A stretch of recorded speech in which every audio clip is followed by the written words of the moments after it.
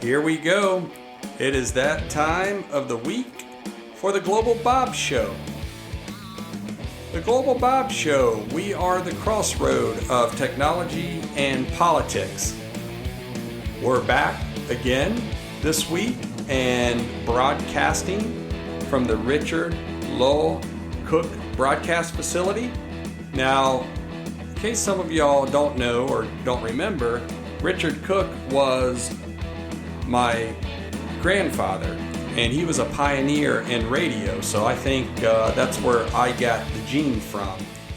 So here in studio with me is, wait for it, an official drum roll.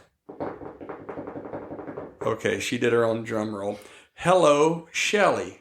Hello. Yay! So y'all remember when we reloaded the podcast, we said that she would have to be on 5 podcasts, which would be a month plus 1 week.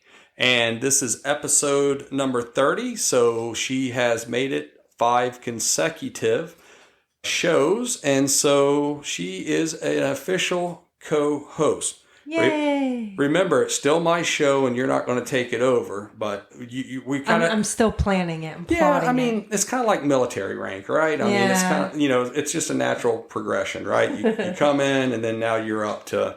Yeah, I'm just a cadet right now, but I'm working my way up. Yeah, well, you know what? That's right. You're an official cadet. So. Yeah. Well, we are here in Central Florida and had a little thunderstorm move in. And we also had this wicked ground loop that we had to get settled before we could start broadcasting. So for y'all that don't know, a ground loop is when you have multiple paths to ground with audio devices, and mainly on microphones. So we do have a dual microphone setup here. And so we had to figure out where that dual path came from, and we figured it out. So here we go. The other thing is that we did get a little bit of feedback, and her angelic voice, we were told, hello, Shelly's angelic voice was just a little too low. And so now she is using the Heil P40 mic, and we're hoping that that in-fired microphone will help bring her voice out some. So needless to say, we are rocking and rolling. So what do we got for them this week? Hello, Shelly. Open source intelligence. Open source intelligence. They call that OSINT? OSINT? OSINT. OSINT. It almost sounds like a derogatory term, right? When you like drop your phone and you're like, OSINT. But it's really with some kind Gosh, dang it. Yeah, some kind of definite. OSINT. Yeah, OSINT. Maybe that's Russian. OSINT. OSINT for those who don't know. Yeah, so as we've been watching the news this week, there seems to be a lot of stuff in politics where the Russians have some information on Hillary Clinton, and they were going to release it. Hillary Clinton became president, but she didn't become president. And so now, like I always say, no matter what side of the aisle you're on, we talk about technology and politics. And so now the director, Tulsi Gabbard, is declassified some of the intelligence. And this is all leading to what we're going to talk about today. Mm-hmm. There's different intelligence. Now, it's no secret. You can Google search me and find out that I worked for one of the government agencies. And so, we dealt in intelligence. We would gather the intelligence and through different means. And with that, we had SIGINT. And I think on some of the podcasts, we've talked a little bit about SIGINT. Mm-hmm. But signal intelligence. Signal intelligence. That's exactly what it stands for. And then the CIA, they're mostly into what they call human intelligence. Human intelligence. So these are intelligence sources, either through signals or through human sources. Mm-hmm. But today we want to talk about OSINT, which is open source intelligence. Now, OSINT, there's a line between the two, okay? Mm-hmm. OSINT is taking things that people post out on the internet or companies post out on the internet. Mm-hmm. And whereas signal intelligence is usually gathered through clandestine means, which means if you are running a SIGINT collection at your house on your neighbor's house or at your office on one of your coworkers, hello, Shelley, welcome to jail. You cannot do that, right? Exactly. Because that is illegal. Right. And as we know, HUMINT is the passing of secrets that humans know. So that's illegal also. So the Russians claimed to have some intelligence that they were going to release on Hillary Clinton, and they probably got it through HUMINT sources. But there's other ways that maybe they could have got to that information using OSINT or open source intelligence. So Shelley, why don't you tell us a little bit about OSINT? So open source intelligence is gathering information from public data. So that could be from the web or from Facebook or Twitter, and using it to gather intelligence on someone. So exactly right. With OSINT, there's kind of 4 pillars of it. There's 4 processes of it. And this is true really for any of the intelligence gathering. There's collection, right? Mm-hmm. You're going to collect this data from a bunch of data sources. Mm-hmm. And then you're going to process this data. And then after processing the data, you're going to analyze the data. And then you're going to disseminate the data. And essentially what you're doing with OSINT data sources is like each one by themselves really isn't that big of a deal or isn't earth-shattering, right? But if you combine multiple OSINT sources, like some data from Facebook, Mm-hmm. some data from Twitter. It's like putting a puzzle together. Exactly. It's like putting of information. It's like putting a puzzle together with the information to produce a story Mm-hmm. or some kind of intel that would not be known without putting these together. We're going to dive into this a little deeper. Mm-hmm. But before we do that, I went out to some of your social media sites, Insta. That's what the kids say, by the way. Now it's Insta. I guess it's too much to say Instagram. Insta. Your Facebook, I think, has it. Your Twitter. But you are the self-indoctrinated, educated OSINT queen. I mean, I think it actually says that I'm OSINT queen. Oh, I know. That's bad. I shouldn't say that. So what she's saying is, ladies and gentlemen, is that she's already profiled all of y'all and put some good intelligence together, and she'll be disseminating those here very soon unless you send her some Bitcoin or something. Yeah, exactly. So hold on, let me get my wallet ready. Yeah. So why don't you give us a real world example of how you used OSINT in a playful kind of way with a particular family member that may or may not look exactly like you? What y'all don't know is Hello Shelley. There's a Hello Shelley also, I guess? Yeah, there's a Hello Shelley too. Hello Shelley too. It's like yin and yang and thing one, thing two. I like the Yin Yang Twins. Isn't that like a rap group? That or something? is. Right. So Shelley is going to tell us all and the world how she used OSINT to run a little operation against her twin sister. Oh gosh, she's gonna kill me for this. By the way, that's okay. We got enough. Okay. We got enough. My family already knows. Okay, so. It's all right. We have enough OSINT dirt on her. We'll just we'll just we'll put it out there on X. So, my sister and her fiance. Fiance, is that French? Fiance, yes, and fiance is the same, both male and female. But it's spelled differently, but it said the same in French. Anyways. Parlez-vous français? Yeah, parlez-vous français? Okay. Tell us the story. So my sister and her fiance went and traveled over to a Asian country. And so in the middle of her travels, she had turned off her location on her phone. Oh, is this the story that coincided with a possible engagement? Or something like that? Is that why they traveled there? I think, yes. So I think that was supposed to happen, but I'm not sure why that didn't happen. Oh my gosh. Okay, we're off track here, but that's a good one. We'll talk after we get done with the podcast. Okay. So she turns off her location. She's in an Asian country. Yeah, she's in an Asian country, and how I kind of knew that she had turned off her location, it says that last known was 4 hours ago. So I'm like, okay. But I'm on Facebook and I see a post that she put on there, and it was just a photo of some ornate structural, I'm trying to remember how to describe it. It's like those wooden structures they have. Yeah. Kind of like when you walk in the Chinese restaurant. And it has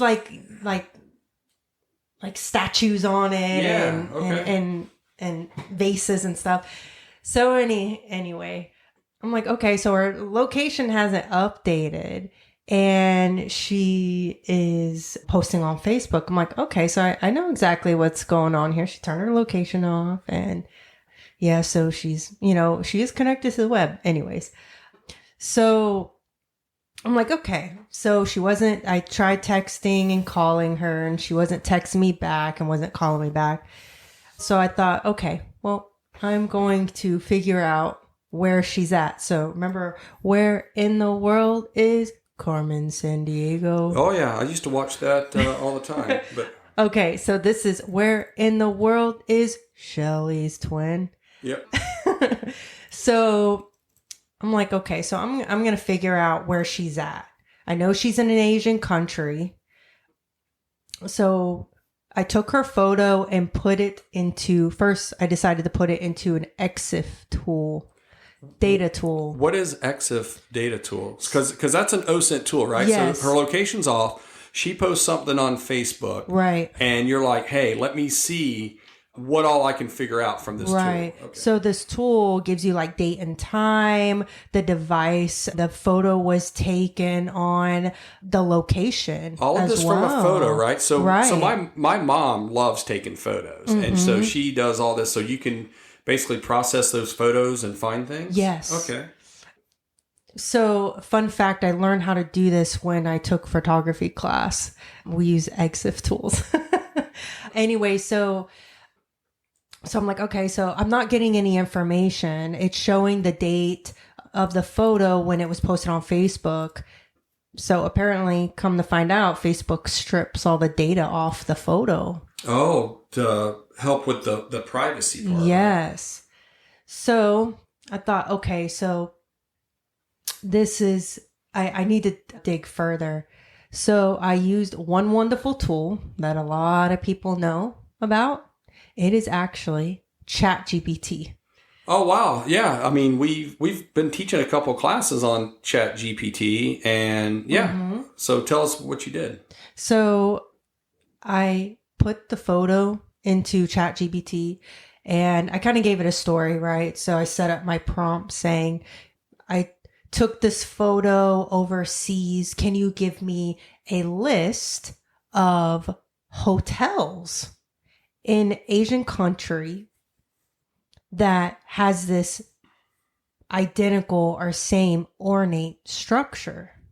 Wow, that's very interesting. That's the first time I've ever heard, seriously, and I know a lot of hacker type people, but I've never heard of taking that a picture and putting it in, because usually, I run EXIF tools also, and if it, a lot of times, it does get stripped out unless someone sends it directly to you. So, so you take the picture of Hello Shelly 2. Yes. And you upload it and you tell ChatGPT, where is this, or what hotels? And she mentioned,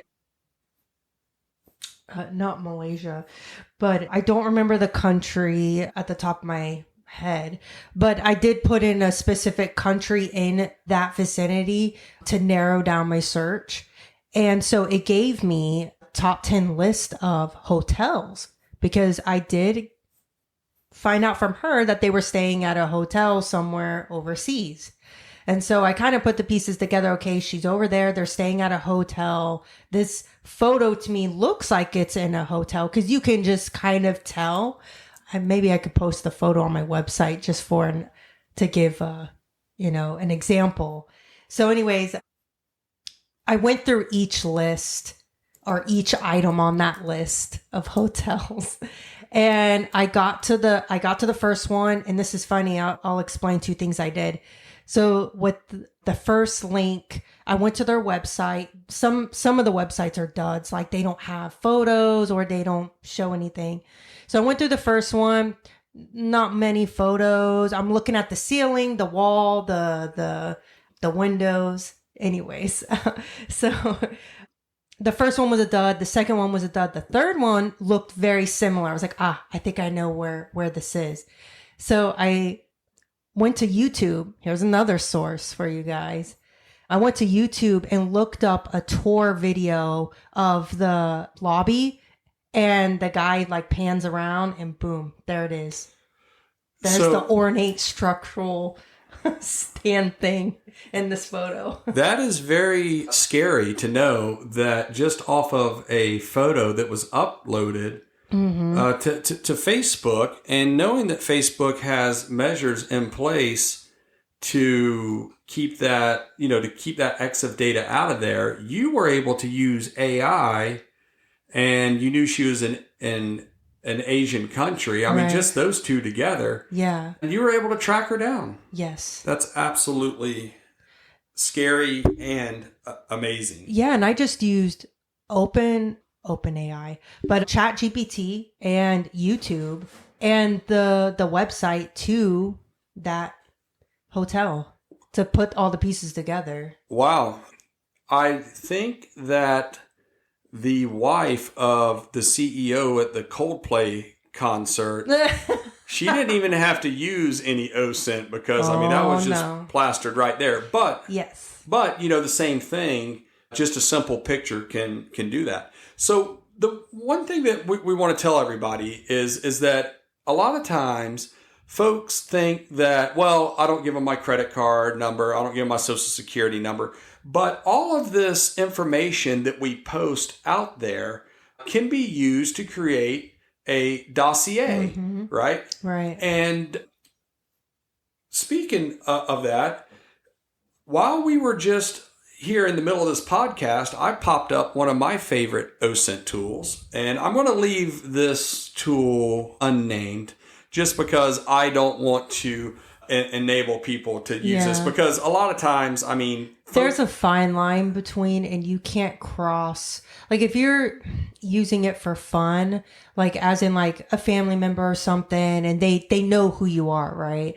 Then that makes kind of a difference. But if you're trying to stalk someone or use it against someone for very bad means, that is not the right way to go about it, and that can get you in trouble. Exactly. So everyone knows my older brother, which I will leave his name anonymous, but I'm sure y'all can track down who he is. I think this guy is like the king of social media. I think he's on social media platforms that we don't even know about yet. And I just put in a piece of open source intelligence that I know of him, which is his email address. Yep. And from that, I got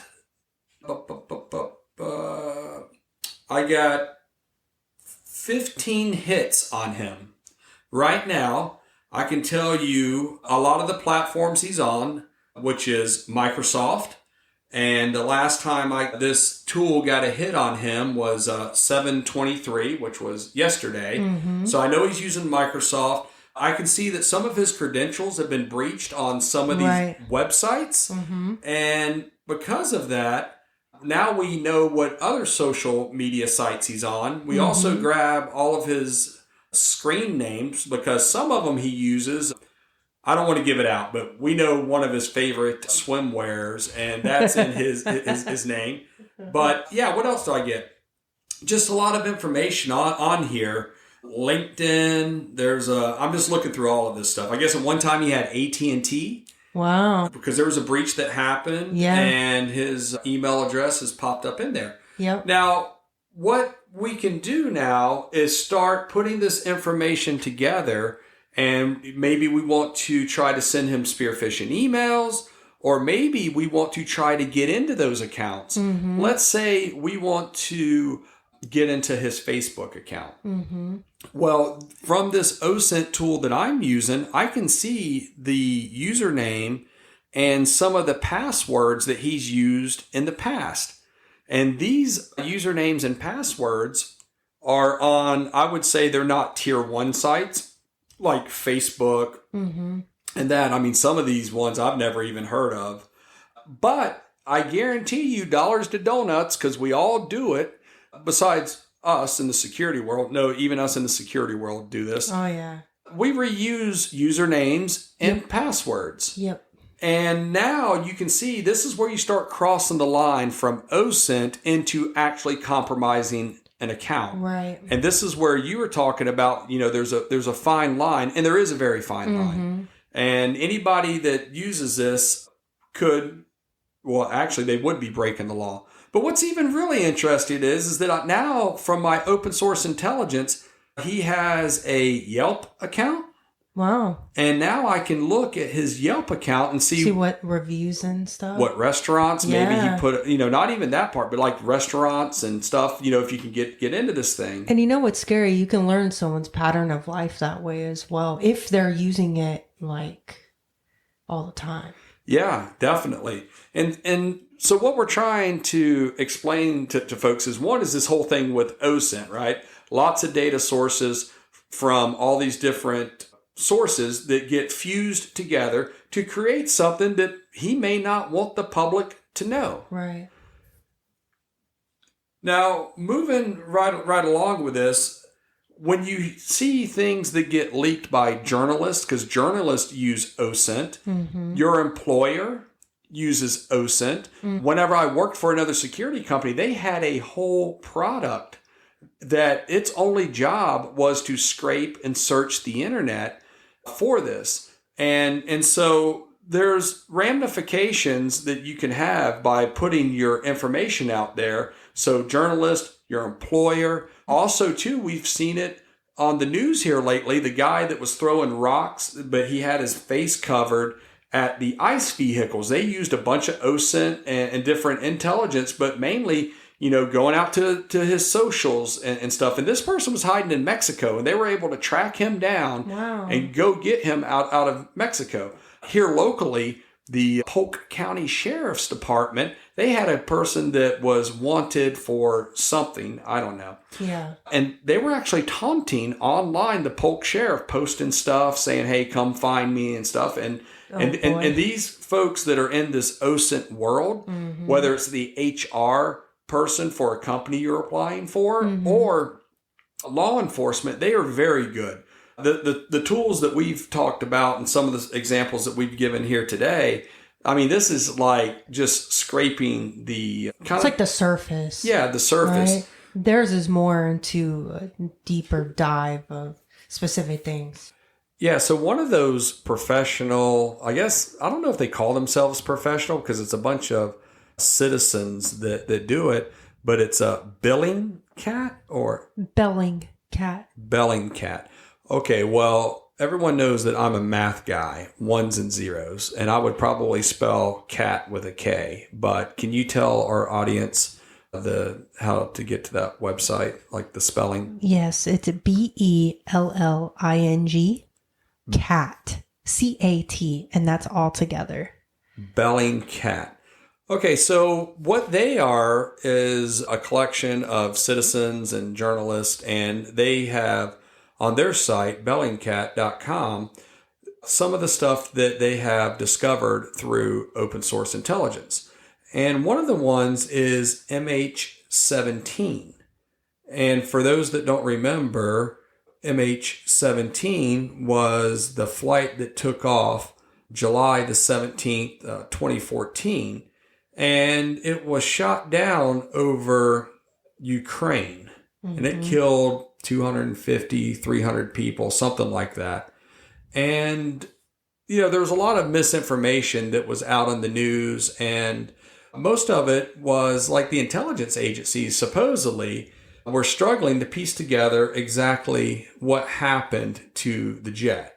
Now, we understand it's flying over a conflict zone or potential conflict zone, and it just got shot down, but nothing was really definitive. So while they struggled, there was a small group of citizen journalists, and they had their laptops and internet access, and they were able to basically crack the case. And they did it by using Google Earth and social media. Part of the reason they were trying to put all this together was to say, did it actually get shot down or not? And, traditional investigations like this, they could take years, if not longer, just to come out with something, even though, we know things are plainly obvious.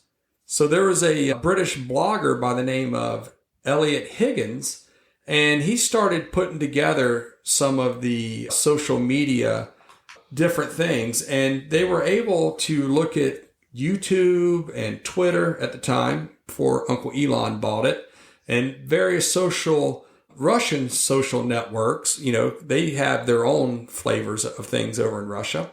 And they were able to find a video that showed a Buck missile launcher driving through the town.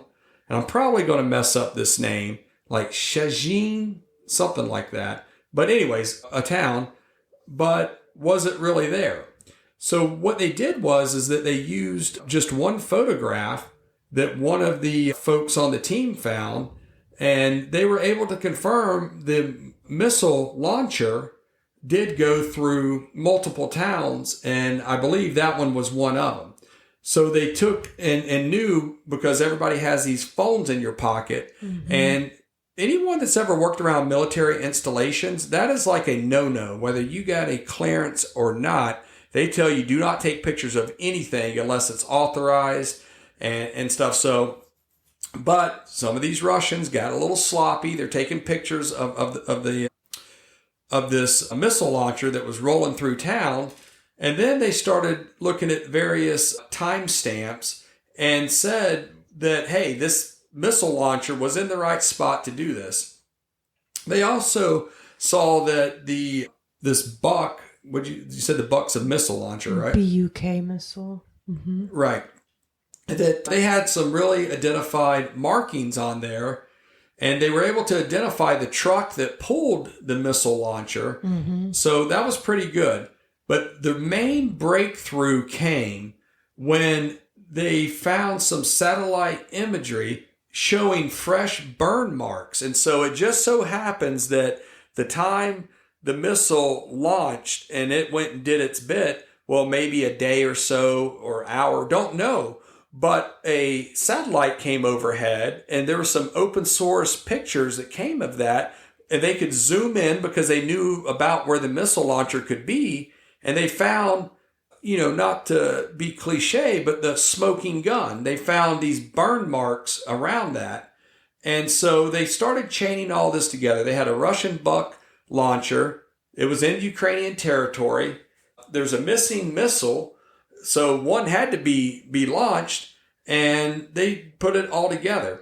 And what's really interesting is that probably the intelligence agencies already knew all of this. I mean, there's things like DefSmac and other organizations that monitor missile launches and things. But, these folks using just the internet and their laptops were able to just show how powerful this is. So that is a very good example of how you can use open source intelligence to actually derive military intelligence.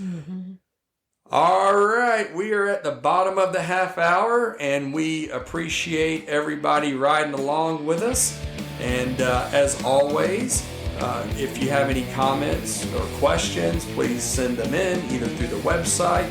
If you know myself or Hello Shelley personally, then you can always ping us, and of course always give us feedback. If you like the show, share the show. If you didn't like the show, share the show. So that's what we need. We need folks to share the show. Looking at some of the stats, it's kind of neat seeing where everybody's listening in from. One of our highest countries outside of the United States, I think this is the second highest country that streams us, is Germany. That's awesome. That's really cool. Yeah. So I don't know a lot of German, even though I am German descent. So there's a little piece of OSINT I've leaked to you in my podcast, all kinds of stuff so you can paint a picture of me. But yeah, I'm going to have to learn to speak a little German so I can say hello in Germany to some of our listeners. All right, well, we'll see you all here next week. Be safe.